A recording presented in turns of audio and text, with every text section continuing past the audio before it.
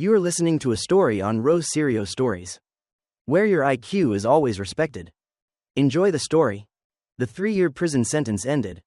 Veronica brought her first love, Victor, to pick me up. She said, "I heard you've learned your lesson. So I'll give you a chance to redeem yourself. Learn more from your brother Victor. And don't cause trouble anymore."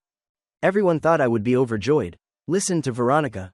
And cling tightly to this lifeline, never letting go. But I just walked calmly closer, bowed deeply, and said thank you. Veronica frowned slightly. "Jose, I'm going to be your wife eventually. There's no need to be so formal." I smiled. Soon, there would be nothing left to miss. 3 years of being honed. I had finally accumulated enough points. In just 10 more days, I could permanently leave this world. From now on, Jose, curtain call. And a complete severance from Veronica. I had just come down from the mountains. And before I even had time to change into clean clothes, people urged me out to an open field. On the field, over a dozen luxury cars were parked in a line. The leading black SUV was Veronica's car. Before I could walk closer, I heard a commotion of voices. 3 years, and we haven't seen him. I wonder how our noble young master is doing now. Young master, my foot. If the Cruz family hadn't adopted him, he'd have been sleeping under a bridge ages ago. Jose is indeed a bit arrogant. A little suffering is good, it'll teach him what life is. The final, gentle voice rang out. I immediately recognized it as Victor's. He was Veronica's teenage, first love. The one she had pursued but never won. After divorcing and returning to the country, Victor mostly lived in the Cruz family home. 3 years ago, during an argument, I accidentally injured Victor. And Veronica forcibly sent me to the mountains for re-education. As I was leaving, she said, "If 3 years can't reform you, then 6, or even 10 years of confinement is fine. Jose, you're young yet so vicious.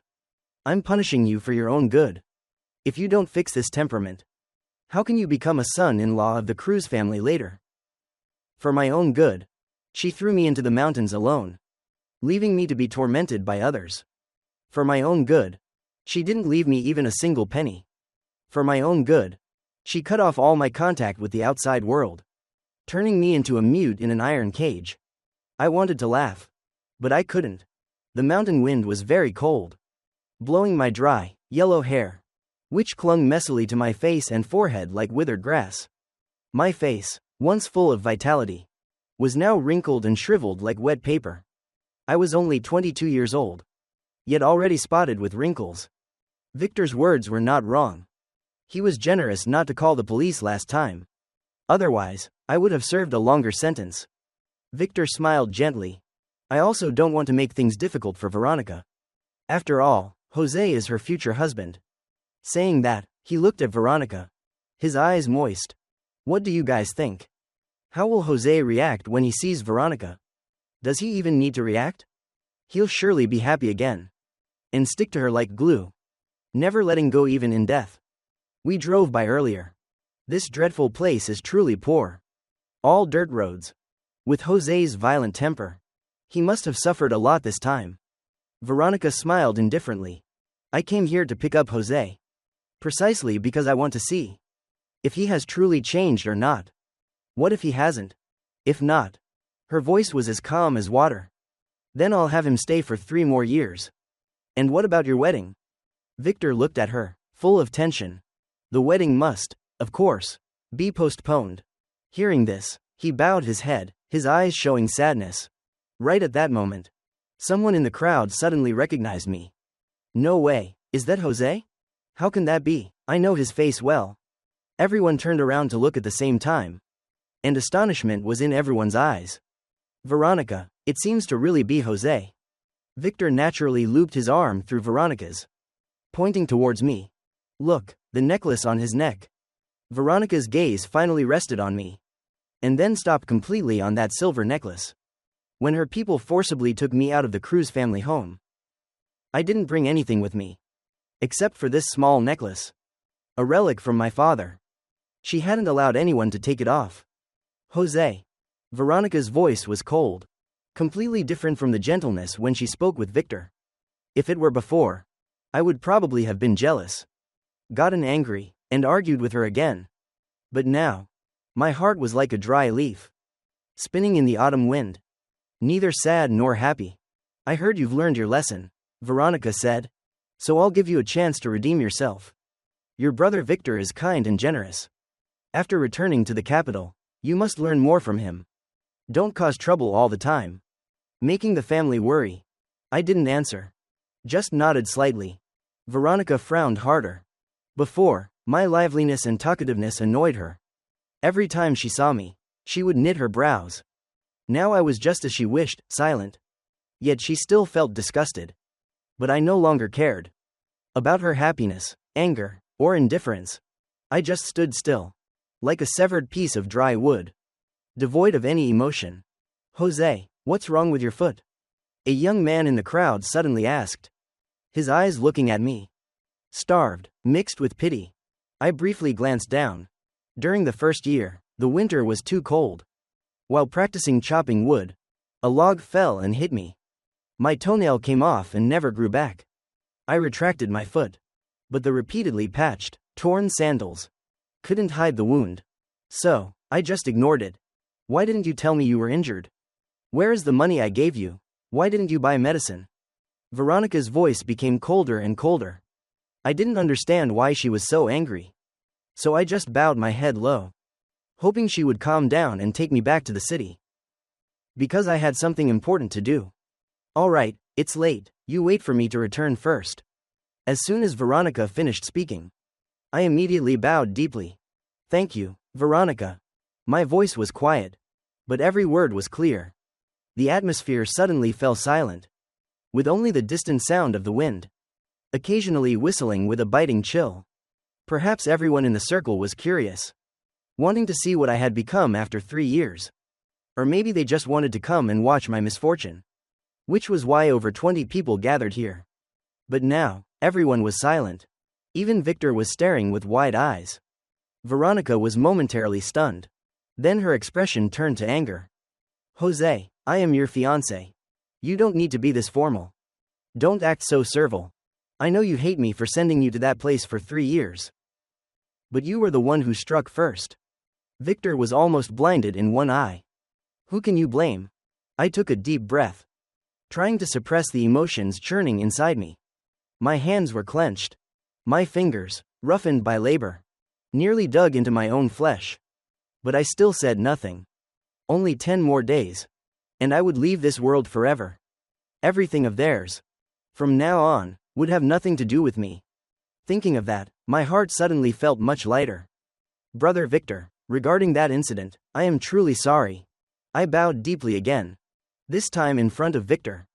Even lower than before. Veronica's face turned pale, her jaw tight for nearly half a minute.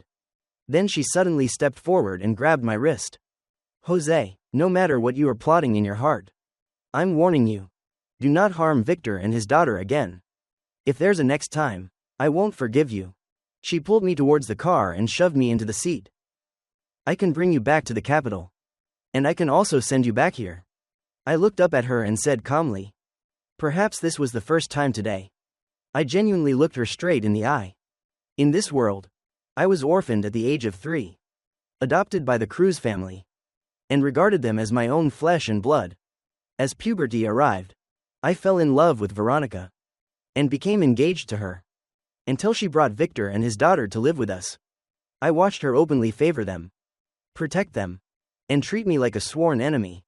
I had been angry, I had caused trouble. I had even gotten into fights. I had thought of death. But I never once intended to harm Victor or his daughter. It's just a pity that, apart from my adoptive father, no one was willing to believe me. When I was taken away, he was critically ill, drifting in and out of consciousness, no longer having the strength to protect me. Veronica, don't worry. I won't be wayward anymore. I will mend my ways completely. Perhaps my obedient attitude satisfied her. Or maybe it was seeing my miserable state now. But Veronica's gaze gradually softened. She even raised her hand and gently stroked my head. Jose, if you had been this sensible earlier, why would you have suffered for 3 years? After returning, treat Victor well. Think of him as your older brother. Understood?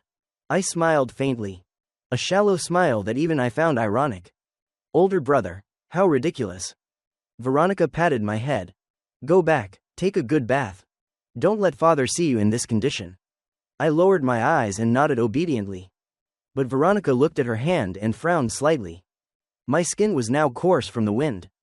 And cracked in the winter. She knew well how much I used to care about my appearance. My bedroom was now occupied by Victor. And my study had become his daughter's classroom. The second floor, which was originally just for Veronica and me, was now their family's 3-person nest. Victor pulled my sleeve and said apologetically, Jose, I'll have someone clean the room right away. Don't be angry, you can temporarily stay in the living room. I withdrew my hand, wanting to go wash up and then visit my adoptive father. But Victor held tightly. Are you angry at me? Don't worry. I'll tell Himela to move her things out immediately. Move what out? Aunt Veronica said this is my home. I can stay wherever I want. Himela, his daughter, cried and ran down the stairs, shouting. Victor quickly tried to soothe her. But the girl grabbed a teacup from the table and hurled it straight towards me. Victor intended to stop her. But it was too late. The teacup missed my face, but struck my knee hard. Victor looked at me. Then suddenly slapped Himela. How can you be so rude? Aunt Veronica was just being polite. This is Uncle Jose's house. Not our house. You don't have another home. Understand? At this point, he also burst into tears. Veronica walked in and happened to see the father and daughter hugging and sobbing bitterly. Aunt Veronica, are you going to kick my dad and me out of the house? Who said that? I will never kick you two out. She bent down and picked the girl up.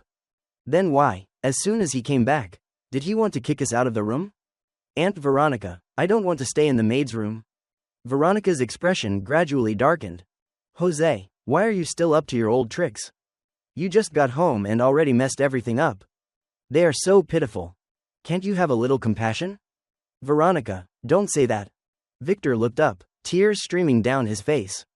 His slender figure making him look even more pathetic. This is originally your and Jose's house. My daughter and I are just tenants. We must know our place. The room doesn't need to be changed. The two of you stay there. Veronica said coldly. Then turned to me, her eyes full of dissatisfaction. If you have any grievances, direct them at me. If you still want to be angry, cause trouble, or dare to lay a hand on them, Jose, you know the consequences. I looked over at Victor. He avoided my gaze. Then I looked at Himela. Her eyes were tearful but concealed a look of smugness. Finally, I looked back at Veronica. She seemed to be waiting for me. Still with the same demeanor as before. Ready to explode with jealousy at the slightest hint of it. Yet, I was as calm as a tranquil lake. Even managing a faint smile. No need to change, anywhere is fine for me. The maid's room is okay too. I said it lightly. Then picked up the ragged cloth bag on the floor and walked upstairs. After all, it was only 10 more days. Endure it and it will be over. The maid's room, at least, was better than the dilapidated shack where I was imprisoned. I made no choice. Simply bathed, changed clothes, and went downstairs. I intended to visit my adoptive father immediately. To get from the villa to the garage, I had to cross the garden. And it was sunset then. Veronica was playing ball with Victor and his daughter. She initially stood to the side and watched. But just as I stepped out, Veronica suddenly moved behind Victor, grabbing his wrist. Your grip on the racket is wrong. From my angle, it looked no different than Victor embracing her from behind. Victor flushed slightly, gave me a defiant glance, then deliberately leaned forward, pressing even closer to her. Veronica, am I perhaps too clumsy? It's okay, let me teach you. Little Himela suddenly clapped and cheered loudly. Aunt Veronica and Dad look like a perfect couple. Don't talk nonsense. Victor stammered in panic. I couldn't be bothered to even glance at them. And strode straight across the garden, walking quickly towards the car parked in the distance. But as I was about to get in, I suddenly remembered something, and turned to look back at the garden. The hibiscus flowers that my adoptive father loved most had not yet withered. I turned around, walked toward them, wanting to pick one to take to the hospital for him to see. However, Just 2 steps in. Victor pulled Himela behind Veronica, his expression strangely alert. Veronica immediately spread her arms to shield them, yelling, "Jose, what are you trying to do now?" I didn't look at the three of them at all. Just walked quickly to the flower bed, picked the 2 most beautiful blossoms, then turned and walked away. Therefore, I didn't see Victor looking darkly after my retreating figure, his gaze complex, nor Veronica standing perfectly still, staring longingly in the direction I had just left. So much so that Victor called her several times. But she didn't hear him, and didn't reply. 3 years had passed, and my adoptive father's health had steadily declined. I waited in the hospital for a very long time, before he briefly woke up. The caretaker said he no longer recognized anyone. But when I held the hibiscus and stood by the bed, he immediately recognized me. "Is that Jose?" Tears instantly welled up in my eyes. "I'm sorry, Father, I came late." My adoptive father reached out a thin hand and stroked my face. His eyes filled with sorrow. "So thin. No need for any more sports with this. You must gain a little weight to be well." He spoke weakly, looked at me, then at the flowers, then closed his eyes again. Waking and fading, his consciousness blurred. His illness had reached the final stage. I placed the flowers on the bedside table, leaned close to his ear, and whispered, "Father, you will get better. When you recover, please get a divorce, leave the Cruz family, and live the free life you have always longed for." My adoptive father's severe illness was due to years of accumulated frustration. The source was his wife, my adoptive mother, who had been unfaithful for many years, even bringing her lover to live in the house. When both of them fell ill, unable to bear the rumors, he finally decided to leave the house, to stay away from that deceitful world. Before leaving this life, my only wish was for him. For the past 3 years, I gritted my teeth and endured all the suffering, neither breaking down nor seeking escape. For 2 reasons. One was to accumulate enough points to return to my original world, where people who loved me were waiting. The other was to earn enough points to exchange for a healthy body for my adoptive father. And now, I have achieved both. For the remaining 9 days, I spent 2/3 of the time at the hospital. My adoptive father's health gradually improved. He was conscious for longer periods each month. I very rarely returned to the Cruz family home. Occasionally, I would go back to fetch things, and often saw the sight of Veronica enjoying time with Victor and his daughter. 3 years ago, just a scene like that would be enough to make my heart ache, full of jealousy, anger, and resentment, sinking into an inescapable melancholy. But now, I feel absolutely nothing anymore. After bathing and changing into clean clothes, I asked the kitchen to cook some nourishing soup, which I carried, preparing to take it to the hospital. Then Veronica called me back. "There's something I want to talk to you about." I looked at her, my voice calm. "Go ahead." She was silent again, just staring intently at my face. This was the 6th day since my return, with regular eating these past few days, and always eating with my adoptive father. I had gained 2 or 3 kilograms. My complexion was better, and my skin had regained some vitality. My hair was cut short, discarding the dry, yellow locks, making me look younger. After all, I was only 22 years old. Veronica looked at me, her eyes softening slightly. "Father said you've worked hard taking care of him at the hospital. He keeps praising you. You've truly matured over these 3 years, and become more diligent." She hesitated for a moment, then continued, "It's just, the wedding. It will have to be postponed a little longer." I cut her off, my voice calm. "That's fine, you can arrange it however you like." "Jose." Veronica seemed a little stunned, but I had already picked up my things and turned to walk away. This parting would be forever. I only wanted to spend time with the only person who still mattered to me, my adoptive father. "Are you angry?" Veronica blocked my way again, grabbing my wrist. I had just said she could arrange it however she liked. I didn't want to cause any more trouble, nor did I want to waste any more time on her. Intentionally acting compliant, I said softly, "Sister, I'll listen to you entirely." Perhaps it was that, sister, a form of address I hadn't used in a long time. That slightly stirred Veronica's heart. She looked at me, her eyes momentarily softened, and gently said, "Jose." Veronica slightly raised her hand, as if to stroke my head as she used to. But just at that moment, Victor's voice rang out from the doorway of the second-floor bedroom. "Veronica, I twisted my ankle. Could you come up and take a look for me?" She instinctively turned her head. I seized the opportunity and quickly stepped out of the living room. Behind me, the familiar and deliberate voice of Victor rang out. "Jose is angry at me again, isn't he? I was just in so much pain that I couldn't help but call you." "No, he's not angry at you. You sit down and rest for a bit. I'll call a doctor to examine you." I took a deep breath, forcing myself to block out those words, and strode outside. The gentle autumn breeze swept across my face. Only 4 more days until I could go home. Lately, Veronica had been visiting the hospital frequently. My adoptive father also knew I was leaving soon. So every time she came, he would urge me to go back and rest. No longer.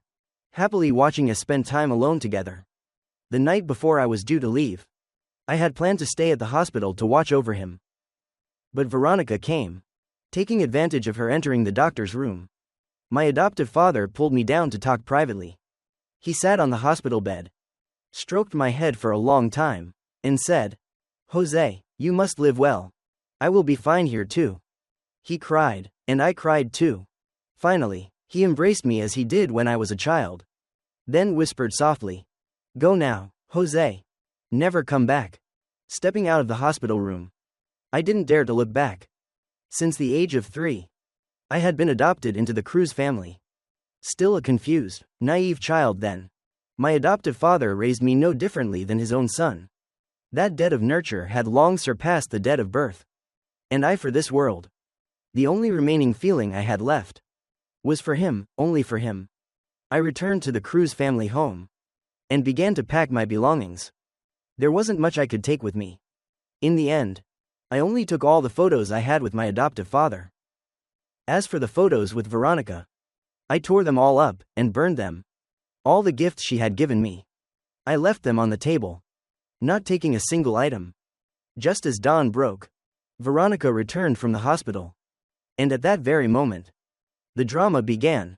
As her car stopped at the gate, Victor burst into tears and ran down from upstairs.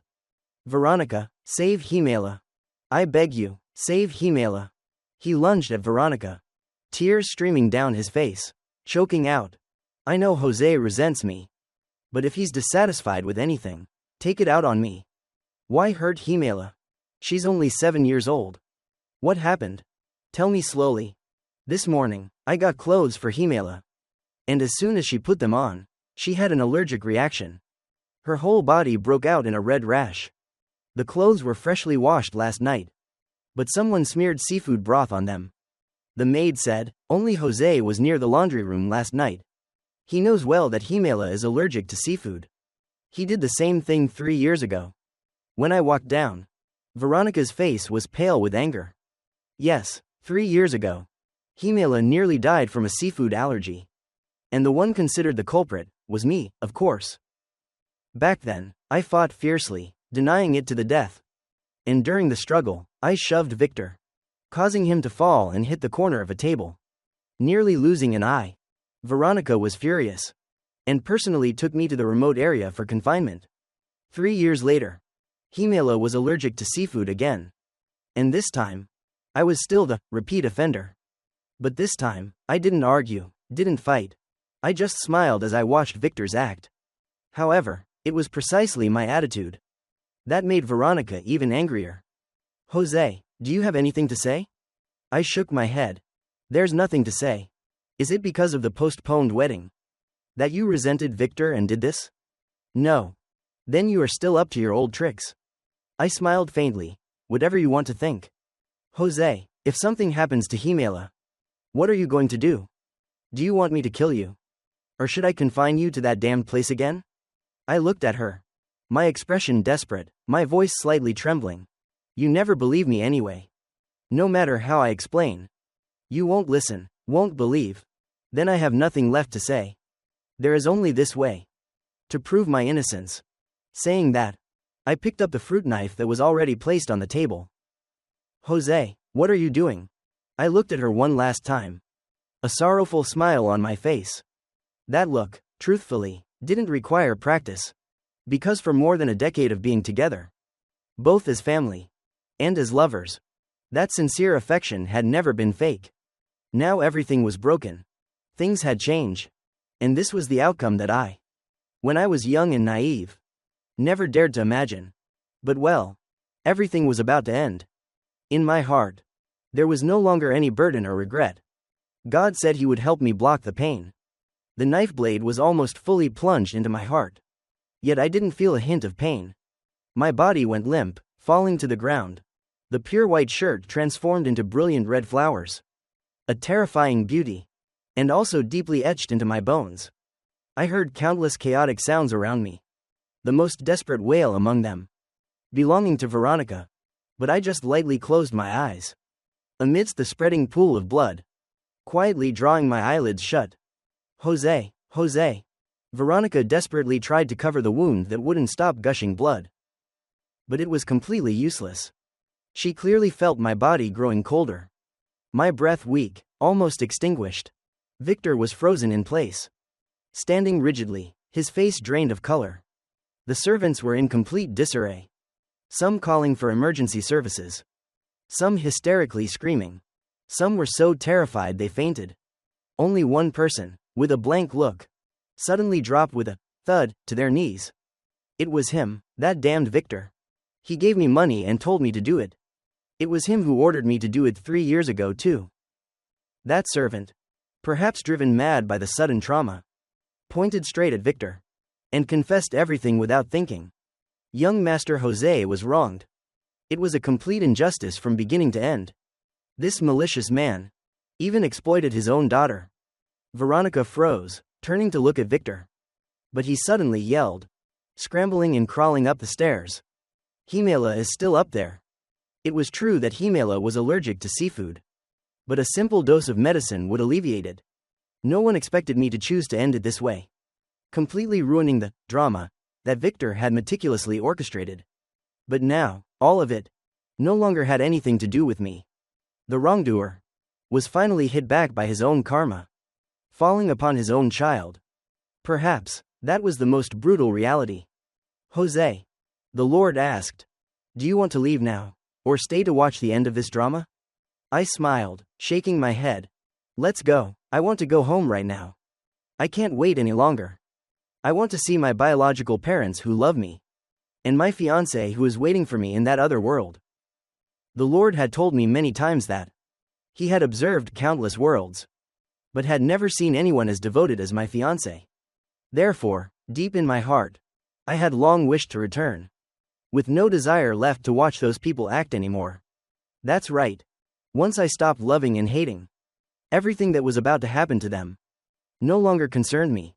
Immediately after I finished speaking, the Jose of this world breathed his last in Veronica's arms. Everything closed there. In the faint light of memory, I saw a slender figure standing by the window. Then, as I slowly opened my eyes, the equipment beside the bed emitted regular beep beep sounds. That figure slowly turned around. Their eyes looking at me were trembling. In those eyes was astonishment, joy, emotion, and also shock and fear. But beneath all those emotions, still hid an unshakable sadness. In that moment, all my memories surged back like a cascading waterfall. As my recollection gradually recovered, I dared to confirm I had returned. Finally, I was home. My chest tightened. Tears fell. Everything felt like a distant dream. The feeling of reunion was as if an entire lifetime had passed. On the patient information board above the bed, my age was 22. In this world, only 2 years had passed. But for my parents and my lover, those 2 years felt like hell. The Lord had once said, if it weren't for my parents and my fiancé holding onto their obsession so deeply, I would never have had the chance to return. Especially Ariana, my fiancé, who had once sworn before the divine, I would willingly use the rest of my life to exchange for my Jose waking up, to let him live a full 100 years. Yet, I hadn't been good to her at all before. From the time we got engaged at 18, Until I was 21. I argued every single day, insisting on breaking the engagement. I hated this kind of arranged marriage. Hated her pathological infatuation. Hated the predetermined life, without any freedom. In the end, all my frustration and resentment were directed at Ariana. I caused trouble, argued, even deliberately did the things she hated, just hoping she would initiate the breakup. After my accident, doctors had declared that I would never wake up. My parents advised Ariana many times to call off the engagement, not to waste her youth on a vegetative person like me. But she didn't listen. She chose to stay, taking care of me for 2 long years, more devoted than any nurse, ensuring that even though my body was in a long coma, it remained clean, without any odor or bed sores. The Lord said, what Ariana had done for me moved even him. The Lord instructed me that, when my body recovered, I must cherish Ariana and live with her for the rest of my life, because she might not live until old age. I agreed. I truly wanted to make up for all my mistakes. I wanted to marry Ariana, wanted to be her husband, wanted to spend a complete lifetime with her. It's just that I didn't expect that, as soon as my body recovered, Ariana would be the one to speak up. You were in a coma for a year. I often regret it. If I had agreed to break the engagement that year, perhaps you wouldn't have argued with me, and wouldn't have angrily left home in the middle of the night, leading to that car accident. Ariana gently adjusted her glasses, her eyes looking at me with a faint smile. You are still very young. You really shouldn't tie yourself down for life with a woman you don't love. My letting go is to give you back your freedom. She handed me the engagement tokens that the 2 families had exchanged that year. Her middle finger was bare. The engagement ring she used to never take off had been removed at some point, leaving only a faint, colorless mark. My finger was also empty. Only now did I suddenly remember that I had taken the ring off after the engagement ceremony and never worn it again. An indescribable pang of sorrow spread in my chest. My throat tightened. I clearly had so much to say, but at this moment, I didn't know where to start. Seeing my silence, Ariana didn't say anything more. She just whispered, rest well, and recover quickly. When you are discharged from the hospital, I probably won't come to pick you up. Jose, you must be healthy. Ariana stood up, her slender figure elongated by the light outside the window, looking strangely lonely. I didn't know when my eyes had blurred, so much so that I couldn't clearly see the emotions in her eyes anymore. After I leave, no one will bother you anymore. Ariana gently raised her hand, as if wanting to touch my face one last time, but stopped midair just as she lifted it. I watched her turn around, and just as she was about to walk away, I finally reached out my hand, lightly grasping her finger. Ariana, where is your ring? I felt her hand tremble slightly. Immediately after, she instinctively tried to pull her hand back, but I held tighter. You ask me? Where is your engagement ring? She turned back, her eyes downcast, her voice hoarse as if choked. It's in the box, you take it out. Jose, you take it out. I was weak, and Ariana pressed her lips tightly together, looked deeply at me, then pulled her hand away, opened the box by the bedside, took out the ring box, and handed it to me. I took it, opened the box, took out the ring, and looked up at her. Ariana, give me your hand. But she didn't move. Her slender fingers were slightly curled, clenched tightly in her palm. Jose, you don't have to be like this. What do you mean by don't have to be like this? You don't have to force yourself because of so-called gratitude. I looked at her. Do you think I am that kind of person? Ariana didn't answer. It was just that in those eyes, always tinged with sadness, a vague light seemed to flicker. If you want to repay me, there are many other better ways. Do you think you'll spend your whole life to repay me? Jose, why? Why? I was asking myself that too. Perhaps the years spent in the world after losing my memory made me realize that the man named Jose in this world had long genuinely liked Ariana. It was only when I was too young and didn't understand my own heart that I resisted and avoided it. And now, the truest Jose is me, standing before her. I looked at Ariana, smiling faintly. All the bitterness and suffering of the past There was no need to recount them. It would only cause the one who loves me more heartache. Ariana, I said. I dreamed a very long dream for the past 2 years. In the dream, we spent our whole lives together. Very happily. I told myself in the dream, if I ever woke up, I would marry you. Of course, if you still want to marry me. I looked at her intently, waiting for her answer. She was silent for a very long time, then whispered softly, Jose. Perhaps because you were in a coma for 2 years, you forgot some things. When you remember what my true self is like, and are still willing to accept it, then we will get married. Ariana's true self. The Lord had briefly mentioned it, saying she was a few years older than me, with a terrifyingly strong possessiveness. When I was young, I wanted to stay away from her because of that. But I didn't realize that she turned out to be the yandere heroine archetype from stories. Ariana not only loved me suffocatingly, but was also somewhat frantic and obsessive. In Ariana's mansion, there was a secret room, filled with my photos from childhood to adulthood, and storing everything that ever belonged to me. Even the glass marbles I played with as a child, and a broken model toy. My 18-year-old birthday photo was enlarged by her into a giant poster, hung right on the wall opposite the entrance.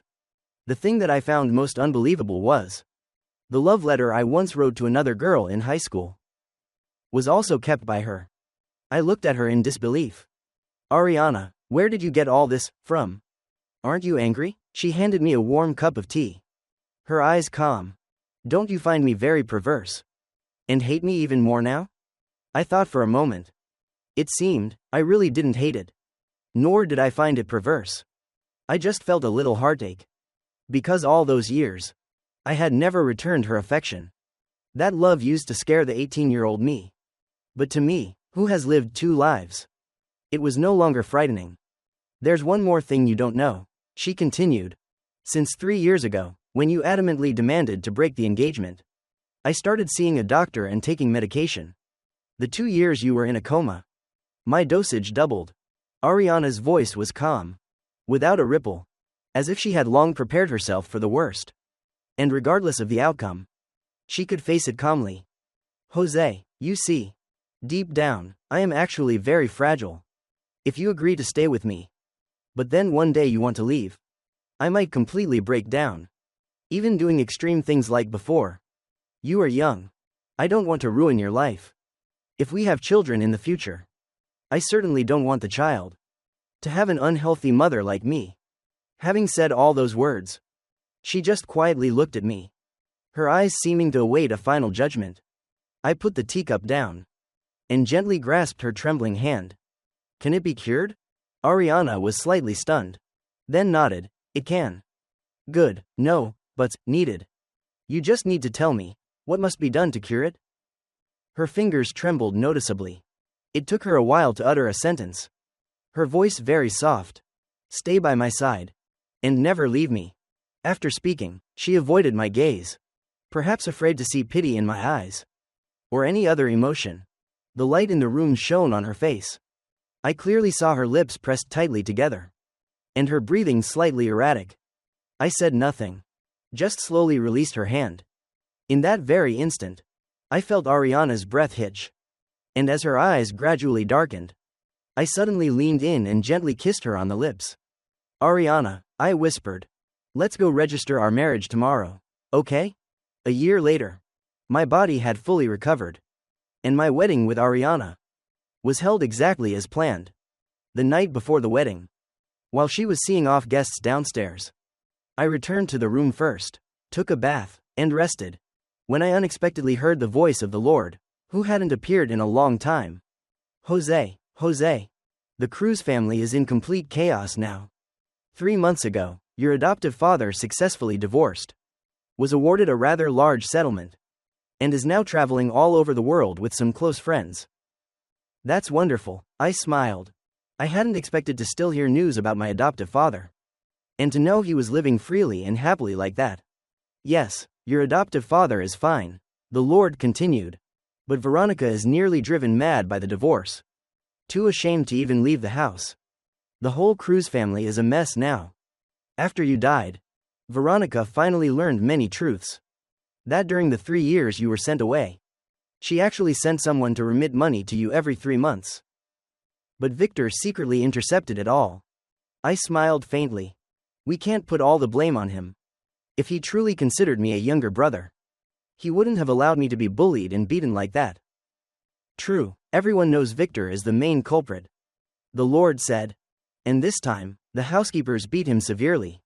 Veronica couldn't bear to watch and rushed out to intervene, resulting in her being exposed. That Victor and Veronica had been seeing each other for a long time. He wanted to marry into the Cruz family, so he kept it a secret. When it was revealed, Veronica was so furious she almost fainted, and kicked him and his daughter out of the house. It turns out Victor's daughter is Himela. That day she was allergic to seafood, and didn't take her medicine in time. As a result, her throat swelled, and she almost died from oxygen deprivation. Though she survived, she remains in a coma. The subsequent costs for treatment and recovery are astronomically high. But Veronica refuses to pay a single cent. Victor's ex-wife, upon hearing that her daughter was injured, cut off all support, and is now seeking legal action to reclaim the house she had divided for him and his daughter. Victor is miserable now. His reputation is ruined, and his relatives and friends are avoiding him. The Lord sighed, sounding a bit sorrowful. I pondered for a moment, then asked, "You're telling me all this? Surely isn't just about the Cruz family, is it?" "That's right," the Lord replied softly. "It's about Veronica. After you died, she nearly went insane. Perhaps the way you chose to leave completely shattered her. She refused to bury you. Went around praying everywhere, using all sorts of crazy methods to revive you. Finally, I don't know how, she found me." "Found you for what?" I asked. "She wants to see you again." "No need." The Lord was silent for a moment, then whispered, "Initially, I thought so too." The Lord continued, "But Veronica was willing to make a deal with us. Willing to exchange everything she possessed, just to meet you once. Jose." At that point, I immediately thought of your wife, Ariana. She is a rarity in our divine realm. So good that neither I nor the other gods could bear to see her die young. So, I was moved. "And what then?" I asked. "I let Veronica exchange half of her lifespan."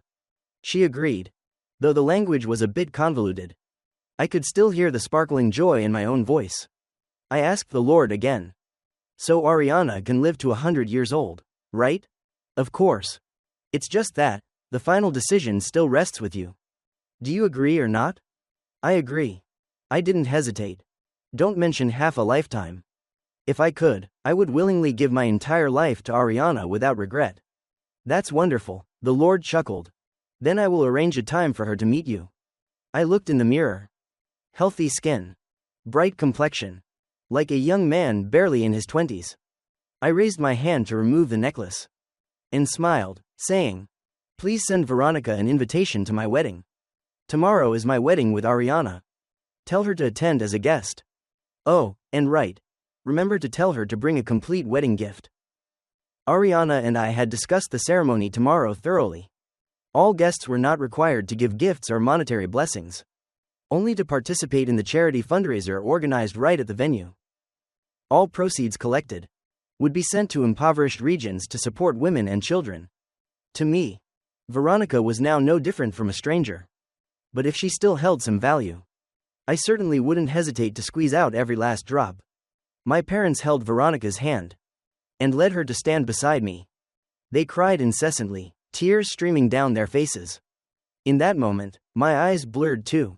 When Ariana took my hand, I saw the jade bracelet on her wrist, reflecting a glittering light. In that other world, my adoptive father must be at this moment, traveling freely through mountains and rivers with some close friends. Thinking of that, the last remaining tie to the old world in my heart gradually dissipated. From now on, Jose and Ariana will hold hands and live a complete lifetime in this world. I knew Veronica was still sitting in the guest seating below. But which row, which seat? I completely didn't know. And didn't care. This was the most important day of my life. I didn't want to leave any regrets. After exchanging the wedding rings, Ariana hugged me and kissed me deeply. There seemed to be a slight commotion below, but it quickly subsided. From beginning to end, Ariana and I never once looked down at the audience. When the evening reception concluded, we got into the car to return to our bridal chamber. And a black car stealthily followed behind. I knew very well. The person sitting in that car was Veronica. As for Ariana, she was completely unaware. It's just that, in matters of affection between us, Ariana was inherently very sensitive. So, in just a moment, she realized something was unusual. She grasped my hand, clutching it tighter and tighter, to the point where my knuckles began to ache. Ariana, what's wrong? She didn't answer. Just pulled me into her arms, holding me tightly. Tonight, we had both drunk a good amount of wine. The smell of wine on her was strong, yet strangely pleasant. Jose, I feel like I'm in a dream. Ariana looked at me, a mix of haziness and loneliness in her eyes. I didn't say anything, just wrapped my arm around her waist, leaned down, and kissed her. Throughout the months of our engagement, we had been intimate many times. But Ariana had never truly gone to the final step. I knew. She did this for me. This girl, no matter the circumstances, the first thing she thought of was always me. She hadn't let me touch her, just wanting to keep a way out for me, in case I changed my mind, in case I regretted it before the wedding. But she didn't know that I had now truly fallen deeply in love with her. Ariana, stop overthinking. I clumsily yet proactively kissed her. The kiss lasted a long time, until our breaths mingled, before I gently paused. Tonight is our wedding night. After tonight, even if you want to leave me, you won't be able to. Because I will cling to you for this entire lifetime. In the flickering light, Ariana looked at me deeply. After who knows how long, she finally gave a gentle smile, and whispered softly, Jose, with you, I am utterly willing. That night, the black car that Veronica was driving was parked outside my newlywed villa all night. I didn't go out to meet her, nor did I allow the servants to open the gate for her to enter. The light in the bridal chamber of Ariana and me remained on until 2 in the morning, and still hadn't gone out. The situation, naturally, was self-explanatory. I leaned against the window frame, bowing my head, wanting to rest my face on the cold glass. But what I touched was Ariana's palm. My forehead gently brushed against the old scar. On that palm, the wound that once left a mark on her. On that injured arm, there were still a few unhealed spots. I didn't ask anything further, just lightly placed a kiss there. Ariana wrapped her arms around me from behind, my back pressed tightly against her chest. And I turned, gently kissing her behind the ear. Her burning breath enveloped me. Between our intertwined breaths, we became one. Her voice was trembling. Each call of my name made my heart feel choked. A sensation I had never experienced. Both fear and rapture. Jose. What should I call you now? My wife. After the tempestuous passion, my rhythm gradually slowed down again. Ariana smiled with satisfaction. A tenderness that made one want to melt. That clinging intimacy both fascinated and tormented me. The wavering sensation made my heart race. Wife. My voice broke into a whisper, blending with the sound of the spring rain falling outside the window. It seemed my entire body was melting into that rain, drenched and trembling with Ariana. She tightly clasped my hand, our fingers interlaced, as if wanting to sink into a shared breath with me. Jose, do you like me like this? I unconsciously nodded. Then Ariana awkwardly, shyly shook her head, but eventually still sobbed and admitted obediently, I like it. I like you very much. So much that my heart trembles when you gently kiss the mark on my neck. Ariana gently kissed me again. The kiss was trembling, soft as dew, intertwining our breaths and heartbeats, making me lost in a drowsy dream. Ariana, she whispered, her voice almost dissolving into a breath. If you like me, can you stay with me forever? I gently nodded, smiling. Yes, my wife. As for Veronica, the Lord indeed did not deceive her. He let her see me. But only, see me. She sat in the very last row of the ceremony hall, so far away that she could only vaguely see my figure in a masculine suit, being led by Ariana's parents toward me, waiting on the platform. Veronica cried the entire time. But even while crying, her appearance was still sorrowfully beautiful. The person beside her, the man she was about to call her husband. The man who once loved her dearly.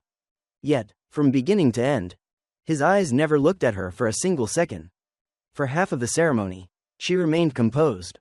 It was only when I kissed Ariana that the string in Veronica's heart snapped.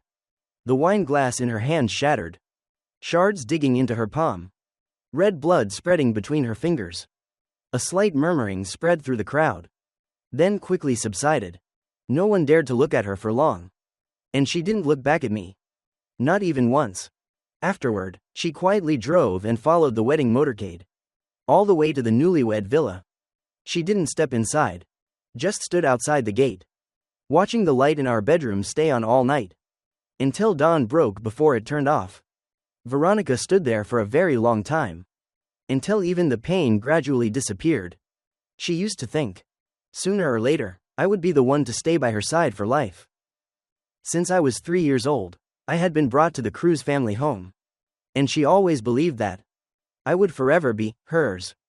But she never expected the person she loved so deeply would leave in such a cruel way. The white shirt soaked with blood, my body in her arms gradually growing cold. No longer sad or happy, no longer softly calling her name as before. Veronica felt as if she had fallen into a crazy dream, unable to understand why she had treated me so cruelly that year. Why she listened to others, sent me to the mountains for 3 years of confinement, and didn't even visit once. If she had just visited once, perhaps she would have discovered the truth. Perhaps the two of us would still have had a chance to reconcile. But she didn't come. During those months of torment, Veronica agonized, then gradually chose to let go of herself. When she left, she donated all her remaining money to charity. 3 years in that desolate place, she had endured all the hardships, to the point where she couldn't even afford a single piece of paper. Perhaps that's why today she chose to end everything this way. Because now, the only thing she could do for me was to let everything stop. Daylight broke. The car glided through the thick fog, carrying Veronica back to her world. As the fog lifted, she saw Victor's haggard, distorted face in the opposing car. She wanted to swerve away, but in the end, she let go of the steering wheel. The two cars crashed into each other. The sound of breaking metal echoed. In that moment, she saw in the opponent's passenger seat a girl who was still in a coma. Then everything was engulfed in flames. It's good, Veronica thought. People like us, perhaps should end like this. In the final moment, Veronica felt herself return to many years ago. That day, Jose was only 3 years old, brought by his father to her house. The little boy timidly hid behind him, softly calling, "Hello, sister." She was only 16 then. Held out her hand, and the little boy hesitantly placed his tiny, soft hand into her palm. She held it tightly and thought, "This time, I will never let go of Jose again."